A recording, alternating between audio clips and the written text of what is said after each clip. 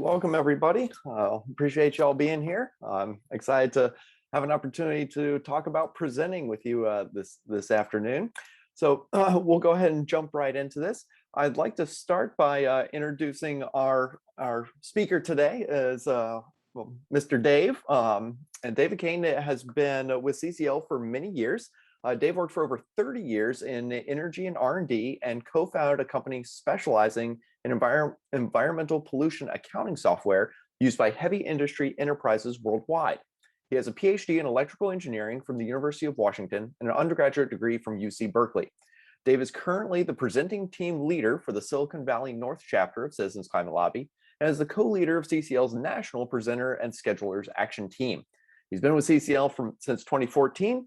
And today, I'm really looking forward to having a conversation to hopefully help y'all get a better chance of getting out there and doing these presentations and engaging folks with CCL. So with that, I'm going to kick it over to Dave. Okay, everyone, can you hear me? Sounds good. Right. Well, thanks so much. I know you had a lot of different breakouts to go to, but this is a special breakout for me, and I hope it's a special breakout for you. I'm going to post some collateral information in the chat, which is sort of under, let's see if I can do that. First of all, let me express my appreciation in a couple ways. Those of you who are CCL presenters, standing in front of an audience of strangers, pitching your climate solution, our climate solution, it epitomizes what this conference is all about. It's all about gratitude. And for you new presenters, presenting is the shortest, easiest way to become a super advocate. And especially for youth presenters, you just don't realize the power that you have. So why is it a great time to sharpen our presentation focus? What's happened in the past years? Is there anybody you can unmute yourself and just shout out what's really different that's happened?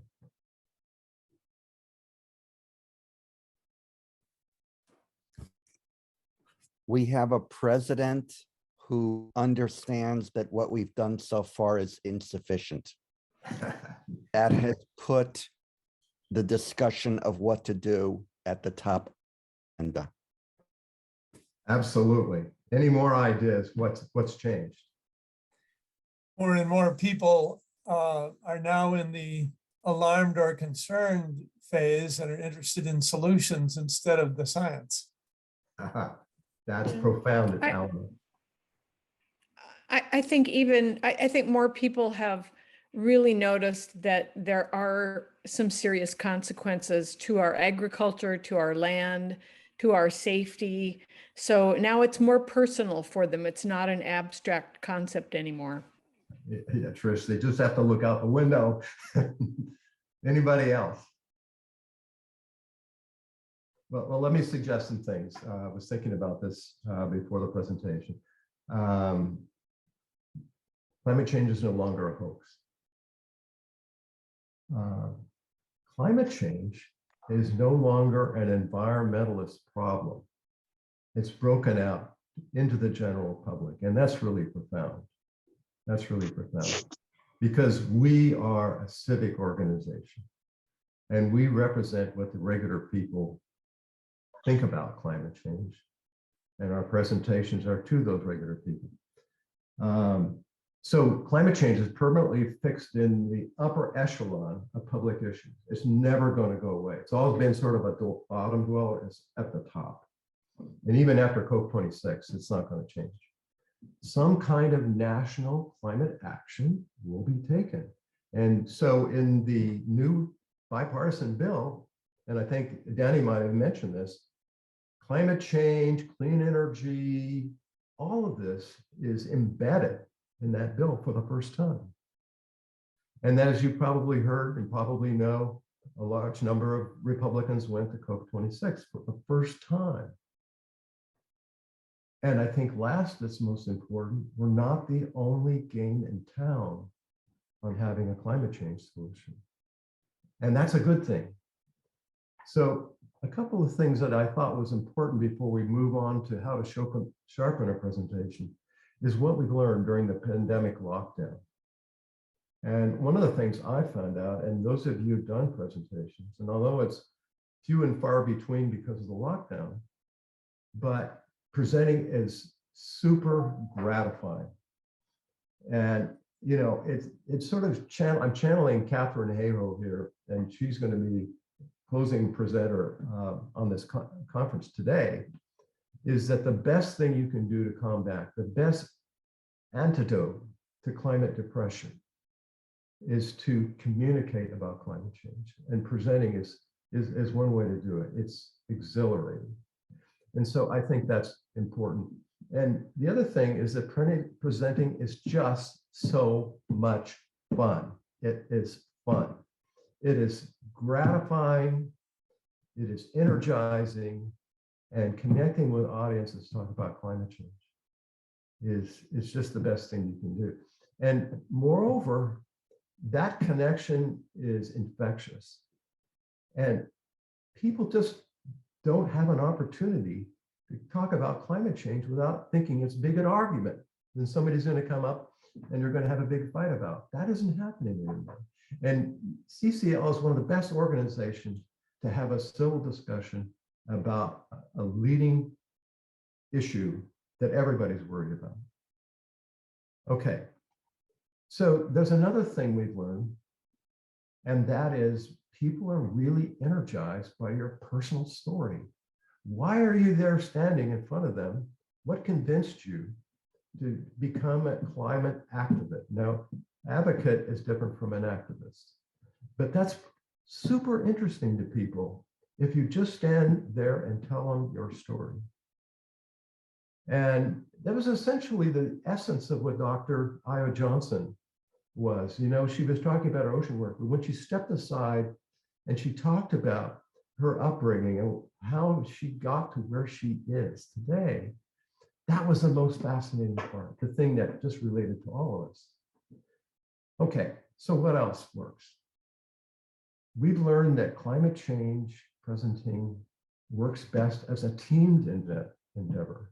And the only thing that really brought this home to us is, and to me personally, is Zoom presentations. Now, they're not the same as presenting in person, but you can plug in a whole bunch of people. Who's the chat monitor? Who's working behind the scenes in the technical side of the Zoom controls? Who's dealing with a host of the organization you're presenting to and negotiating the terms of your climate presentation? There's just all kinds of ways of bringing more people involved and working as a team.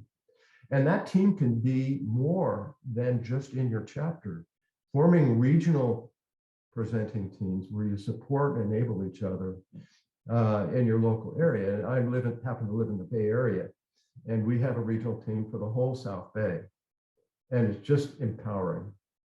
So that's another thing I think we've learned. They like to engage. Audiences do. People like to engage and talk about climate change, as I mentioned, without having an argument, civil. And the more they talk, the more energized they get. And this last thing I think is critically important too. What we've learned is that audience will generate their own presentation content if you let them. Audiences will amplify their message. And so you might think yourself as a climate imposter standing in front of a group, but they provide all of the content, the gravity, the weight, the substance. It's almost like if some of you have done a session with Brave or Angels, it's the same sort of dynamic goes in there, and people love it. Okay. So can I jump in here real quick? Sure. I'm curious, have you ever come across a situation where you've been doing a presentation and maybe, you've got some folks in the audience that maybe are climate skeptics, and how have you handled situations like that? Well, first of all, I want to say that you want to be polite, you want to be respectful, you want to reflect and express all of the values of our CCL, but at the same time, what you want to be sure to do is not allow them to get off track. One of the things about skeptics is the things that they're skeptical about are no longer in question with their audience. The things that they're really good at is sort of weaponizing denial that it's even happening. That's less and less a problem. What is your sweet spot? What is our sweet spot is talking about the solution. And they haven't thought about that. The people who are deniers have nothing to say. And so you're at a natural advantage as a presenter talking about something that, well, this is what we could do, or we could do this, we can do that. This is a tremendous way to allow yourself not to be sidetracked. Then the other thing is to have a discussion with the leader of the organization, it happens to be the Rotary Club president, for example, and negotiate what this is about. Because she or he wants you to be successful. That person is the trusted person that has brought you into the presentation. And those hosts can be critically important in connecting and calming down the audience. So there's a number of tricks there, but more and more, it's not the deniers anymore. People really want to hear from you. And I maybe spent a lot of time answering, but don't get worried about the fact that somebody is going to be up and be a skeptic. The audience will shut them down. They're not interested in hearing about, radiation saturation in the upper atmosphere or such and that and all the other things. Okay. All right. So I wanted now to shift a little bit to how to sharpen your presentation, how to get more focus to it. And if you're a new presenter, you might start out, but this dynamic that I talk about, what has changed and what we've learned plays into the 3 areas of focus that I thought I would share with you. First of all, focus on the audience. It's not your slides, it's the audience you want to focus on. And who in the audience are we most concerned about? Well, we just saw in the plenary session that Yale Communications has the 6 Americas. I strongly recommend you focus on the concern. You might say, why the concern? Why shouldn't we focus on the alarm? And the reason for that is the people in alarms are sitting in the audience, first of all, are probably already active in climate change. And secondly, if you're involved in a dialogue, they will be your natural allies. And having them speak up will convince the people who are concerned, which are still a major cohort. It's probably about 25% of people in the United States, according to Yale demographics, are in that concern. And you can pretty sure they're not acting. Okay. The other thing is to seek out conservative audiences. And the focus of your audience should be to get out of your comfort zone. Try to land presentation opportunities that speak to conservatives. And 25% of that group are reachable, and they are worth their weight in gold. So instead of preaching to environmentalists, try to edge out and address conservative audiences. Okay. That's great, Dave. I've got a question from Pamela. What type of groups can we present to where you'll have a conservative audience? Well, I'll tell you what my favorite, because it's not that necessarily conservative, but if you can track down and make presentations to, for instance, chambers of commerce, generally those are small business, and generally they tend to be conservative. But small businesses are one step from being individuals. And you can reach them with the same kind of personal outreach that you would do. And I've made mistakes by trying to pitch a business style presentation to everyone. That doesn't work. And people told me that. But if you come in and make a presentation to a chamber of commerce, you're going to be hitting conservatives. And they may not, as a chamber, endorse some of what we're proposing, such as HR 2307, but those small businesses, absolutely, absolutely. And they do an endorsement, and it's one and done. It's just a great thing. So I would consider doing that. We've also gone out to, we tabled at conservative organizations, and that's led to a number of presentations with Republican clubs. And of course, we live in sort of a blue state, and the Republicans are a little bit different than they would be if, say, if they were in the middle of the country. But nevertheless, we've been successful in making presentations, and the people that we've recruited are just absolutely fantastic on the conservative side. So, so we talked about focusing on the audience. And one of the things that's going on is there's a common play between fear, guilt, and hope. And this is, again, a Catherine Hale sort of thing. And you want to focus on hope. You want to think about a presentation that's hopeful. Why? Because that is the handmaiden for action. It really is. And that's what you want to do. And you want to achieve mind share and flow. Have you ever made a presentation where you know you've got them? Yes. It's a wonderful feeling. Now, what are you going to do with them? What are you going to move them? And you can throw all the slides away and put them aside, and you can engage in the conversation. You can move them. And so there's some wonderful material on achieving mind share. It comes out of TED Talks. And so you're really giving a talk rather than pushing slides.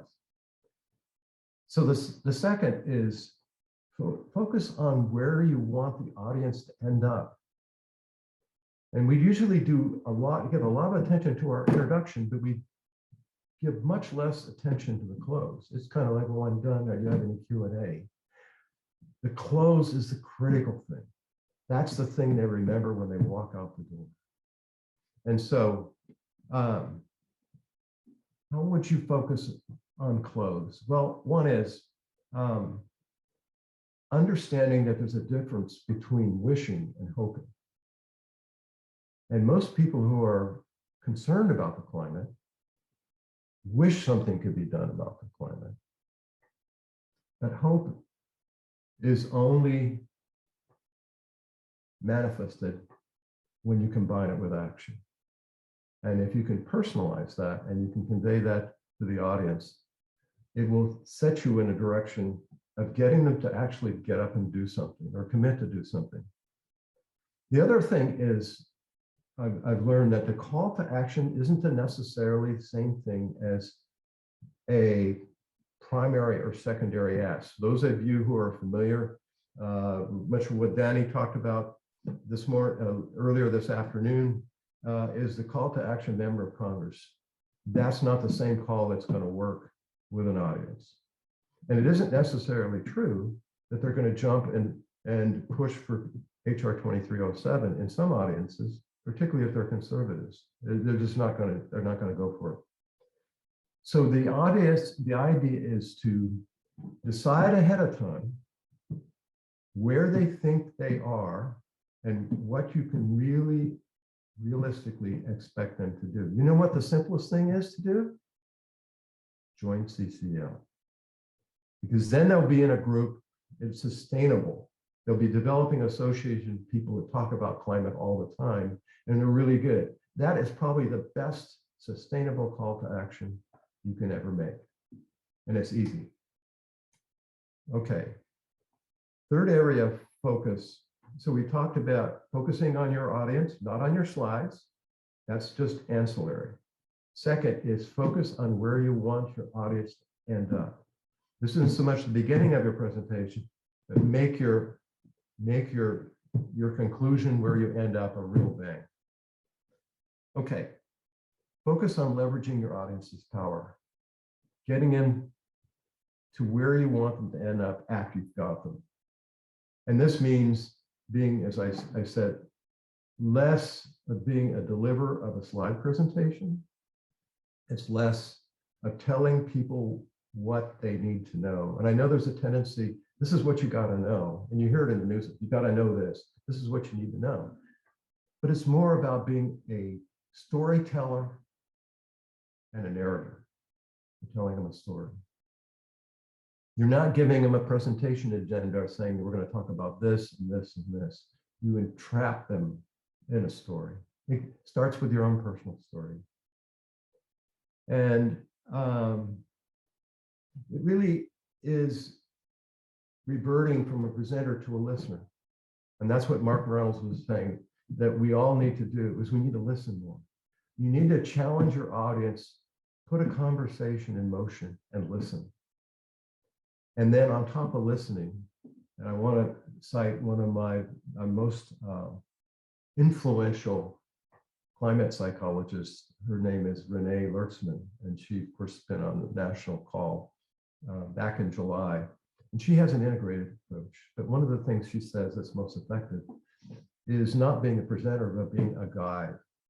And so when you're in a conversation with your audience, after you've got them, after you know you can move them, is to be a guide. And of course, the guide is towards action.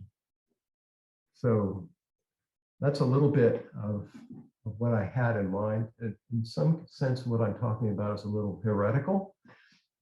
It's different than, where's my slide deck? I want to go and present, but we prove that this works. And I think that after the pandemic, and now that we're beginning to open up and do in-person presentations, yay, there's an opportunity we rethink our whole approach. And I think you'll find that it really does work.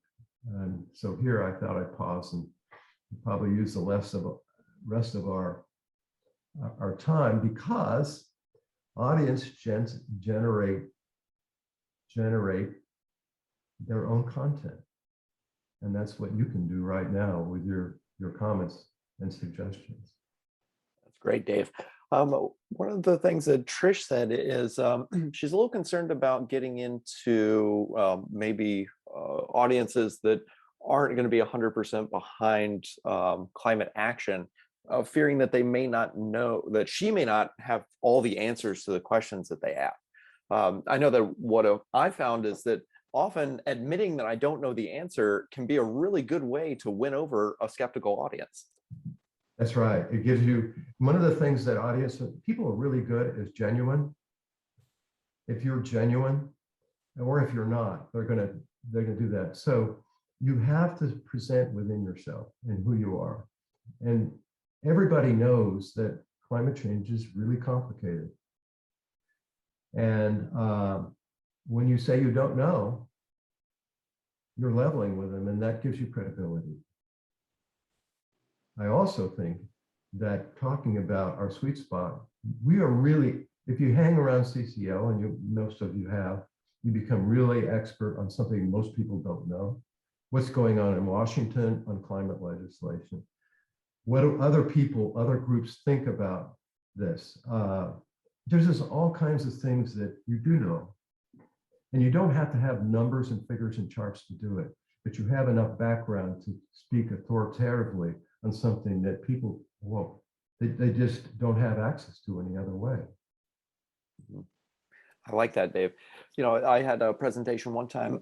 I had a fellow, I was talking about the impacts of the Energy Innovation and Carbon Dividend Act and how it would reduce emissions. And I had one fellow who said, you know, I just don't believe that it would reduce emissions that much. And my answer to him was, okay, that's fair. You don't have to believe that. And you know, and his demeanor immediately changed. And it's like he went from combative to listening to me. It's like just validating that feeling and giving people a chance to, you know, be where they are. It can be really helpful.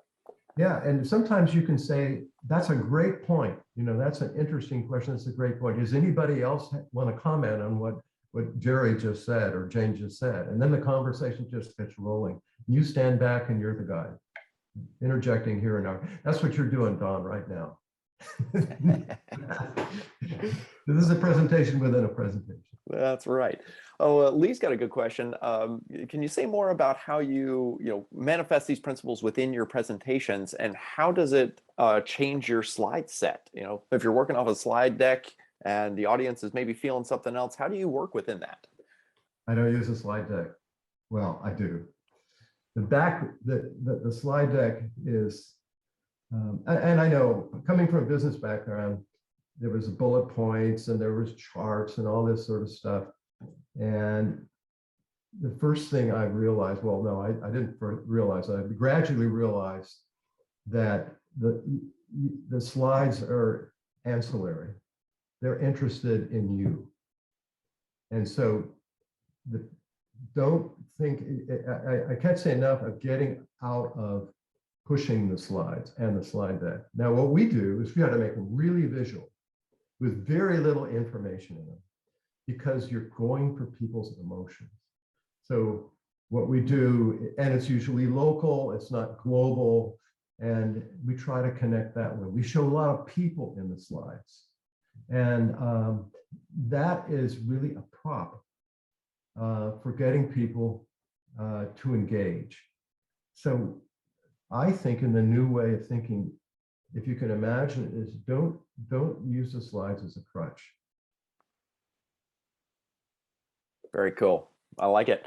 There's also a theme in the chat here about gathering this energy from folks, and then what do we have them do? Joining CCL is great. What else can we ask of these audiences that we get in front of? I know this sounds a little subtle, but it really works. We've been talking about putting a price on carbon. What really engages audience on big time to help think globally and not get down so in one, but to challenge them, what should we do with all the money? So that doesn't mean telling them that they need a dividend, but giving them an option. And so we usually give them 6 options and let them weigh it, because it really matters. So what are some of the options? Paying down the public debt, right? The government keeps it just to balance the budget. What's another one? Funding green energy innovation. What's another option? Supporting climate justice. What's another one? It's a tax swap. In other words, we lower taxes. What's another one? Funding green energy infrastructure. And the last one is, a dividend, give it all back. But we introduce it and challenge them and say, well, what do you personally believe? And take a poll. And of course, a lot of them are things that we wouldn't want them to do. Some of them think, well, we'll spend it all on innovation. Well, innovation is pretty good, but it's going to be too late, right? Most of this. And most of it, we have the innovation we want. If we had to, we could solve this problem. And then we ask a second poll. And meanwhile, there's a whole this discussion, and people understand those concepts, not the details of carbon adjustment tax and all that. And he says, okay, we know what you personally believe. What do you think the American people will buy into? And then we take another poll. And you just watch the swing, because it all swings to the dividend. And that's an amazing thing. And they're so interested to see what their peers think. Oh, wow, that's amazing, and so it gets them. And now you're setting them up for action. Just a trick, but it really does work. And you can spend, I would say, by the way, get rid of the agenda, because if you find you've got them, you want to throw away the agenda right away. They don't have to. You get in discussion. The other thing to throw away is Q&A. Use all that Q&A for that guided discussion. And the last is your call to action. So if you're giving to Rotary, they give you 20 minutes. Take the other 10 minutes for that discussion. It's not Q&A anymore. It's, well, should we spend all the money on climate justice, or should it be for the dividend? They get into it. And then you're ready for that close in the last minute or two. Excellent. Well, thank you, David. I really appreciate the presentation here. Thank you for listening to this episode of Citizens Climate Lobby's training program. You can tune into more episodes anywhere podcasts are available. Inspired by what you heard today? Join Citizens Climate Lobby to advocate for bipartisan climate solutions. Go to community.citizensclimate.org to find more trainings, resources, your local chapter, national action teams, discussion forums, and more. Be sure to like our Facebook page and follow us on Twitter and Instagram @CitizensClimate. We also invite all of our listeners to subscribe to our YouTube channel for more inspiration. And together, we are creating the political will for a livable world.